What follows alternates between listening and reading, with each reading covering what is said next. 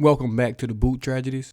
I know it's been a minute, but obviously it's haven't really been anything to talk about regarding the Saints, but the Saints seems like they're keying in on Kellen Moore. It seems like all roads leads to Kellen Moore being the next head coach of the New Orleans Saints. And I'll touch on a couple things here. Right off the bat, he basically, solidifies, or he meets my criteria, which doesn't matter, but like a couple key points I had.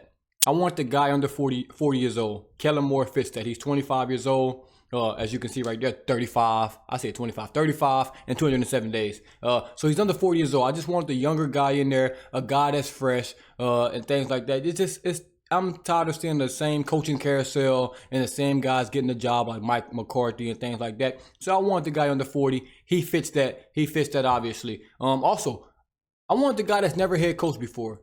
And now that's a risk. That could be a pro and a con because a guy without experience and things like that. But man, it's time for someone fresh. It kind of goes along with the under 40 years old. So he fits the first two, things in my criteria, things I want for a coach for this team with the Saints at the moment. Under 40, never had been a head coach in football.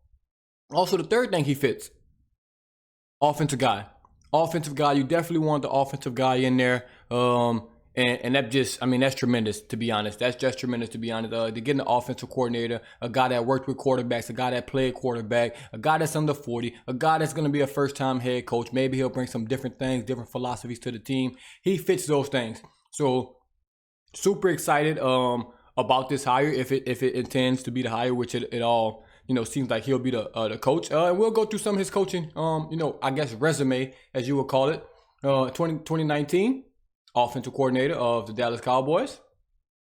And you can look at his stats. Yards, first, points, 6, giveaways, 9th, rushing offense, 8 in attempts, 5th in yards, 7th in touchdowns, 5th in yards per attempt.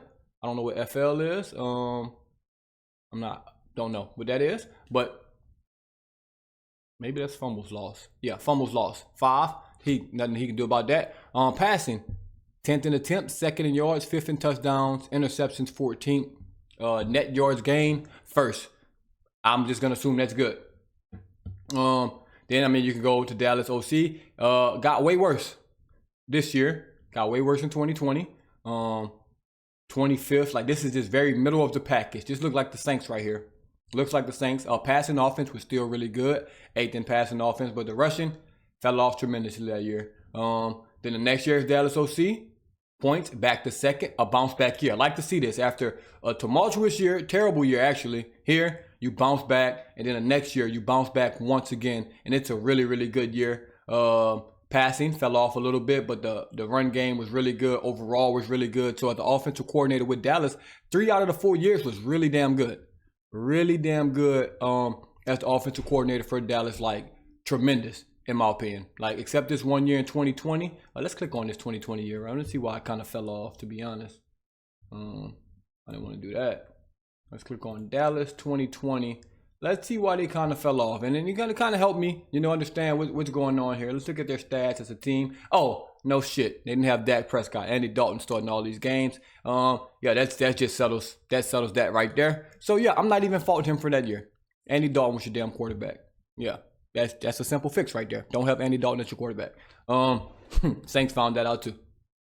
Yeah, other than that, really, really good. Now, this Chargers year, new system, new players. It just didn't go well. Obviously was let go after 1 year, left after 1 year. 23rd in points, 24th in yards, very middle of the pack, bottom of the pack in the rushing game.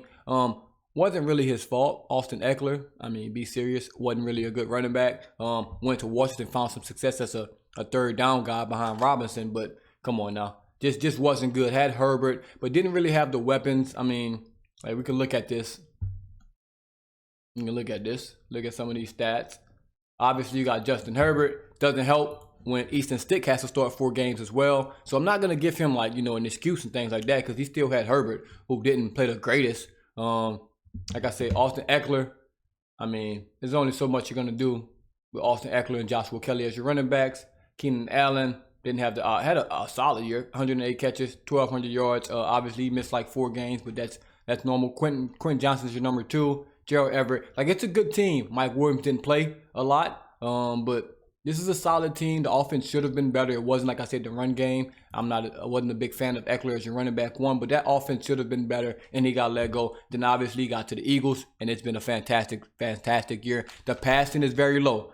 But they're 32nd in attempts, so obviously you're going to be low. To be 32nd in attempts and still, be 12th in touchdowns, you'll take that. You'll take that, obviously, because you're still throwing touchdowns in the red zone. You're still getting people open. You're still probably taking shots down the field. You're 29th in yards, so that's actually good to be 32nd in attempts and still 29th in yards. That means that's a good offense, to be honest. I mean, obviously you'll want that still a little higher in the rankings, but like I said, when you're running the ball with Saquon Barkley and Jalen Hurts like you are, it's going to be hard to be up there in the passing offense as well. So we'd like to see more from that, especially having Devontae Smith, Goddard. They traded for Jahan Dotson, obviously A.J. Brown. You would like to see that passing offense to be a little bit better with Hurts, and it wasn't. But, I mean, that's okay because, like I said, that rushing game, absolutely amazing with that offensive line and Saquon Barkley. So, I mean, out of 6 years, he's had a really, really good career as the offensive coordinator. Like I said, it's 2 years that stand out the most in here. Obviously, that Chargers year did not look the greatest, and he's going to come with more closer to this Chargers offense than this Dallas offense. We're not going to have CD. Not going to have Dak. We're not going to have prime Zeke up there. Like, we're not going to have them weapons. He had Amari Cooper for a year, I believe. We're not going to have that. When you come here, you're not going to have this in that Dallas offensive line. Not going to have Justin Herbert. You're not going to have Saquon Barkley for sure. You're not going to have the Eagles offensive line for sure. You're not going to have Jalen Hurts for sure. So, obviously, you can't just go straight on, what he did for other teams. But it's still been a really, really good coaching career for him so far. And just for fun, we're going to look at his college stats, just if you don't know Kellen Moore, if you guys are unfamiliar with who Kellen Moore was as a quarterback, one of my favorite quarterbacks in college football history. I was a big Boise guy, growing up. This is more my era.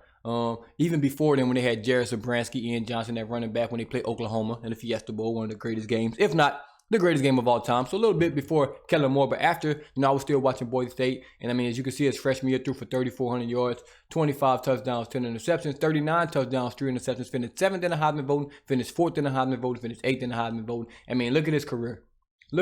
14,000 yards, 8.6 touchdown percentage, 142 touchdowns, 1.1 interception percentage, really, really good. 8.8 yards in attempt, just 169 quarterback rating in college. Obviously, their rating's a little different, but man, hell of a college quarterback. NFL did not quite work out. Went 0-2, played in 3 games, 58 completion percentage, 4 touchdowns, 6 interceptions. Just didn't go well. Obviously played for Dallas and said, you know what, I'm out. Let me just coach for Dallas instead. He became the quarterback's coach, then the offensive coordinator, rose up the ranks very, very fast, and now on his way to be a head coach. So I would like this move. I'm not going to go into too much depth after this, but if he do become the head coach, with all signs, it's pointing towards that, then I'll do videos, and I'll probably watch all 16 games, or I guess 17 games now, plus the playoffs of the Philadelphia Eagles, and we'll go through game by game of their offense, and we'll figure out, man, was it just, Jalen Hurts being a super athlete, was Saquon Barkley being a super athlete, was the offensive system really good? Maybe we'll go back and watch some old Dallas or some old Charger games as well, just to see, what's the difference in the scheme, or see if we can find some similarities in the scheme. But I'm excited. And once you start getting the defensive coordinators and things in place like that, we'll watch more film on that. But if the ball's about to start getting rolling, we just need this Super Bowl to end, and then we'll be back on it. But man, thank you all for tuning in once again. As always, this is the Boo Tragedies, and I'm out.